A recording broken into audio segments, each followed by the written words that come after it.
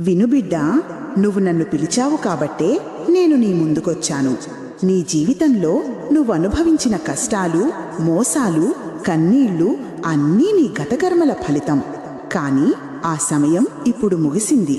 ఇక మీదట నీ భవితవ్యం నా చేతుల్లో ఉంటుంది. నీ జీవితంలో ఉన్న అడ్డంకులు తొలగిపోతాయి. నీకు నష్టం చేసేవాళ్లు దూరమవుతారు. నీ జీవితంలో మంచివాళ్లు వస్తారు. సరైన సంబంధాలు ఏర్పడతాయి.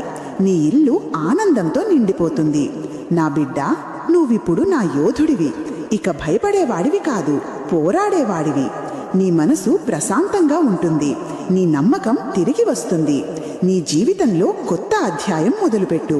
ఇక నీ ముఖంలో నా కాంతి ఉంటుంది. నీ మాటల్లో నా శక్తి ఉంటుంది. నువ్వు ఎక్కడికైనా వెళ్ళినా వెలుగు విరజిమ్ముతుంది. నీ విజయము ఖాయం. అమ్మను నేను ఉండగా చింత ఎందుకు?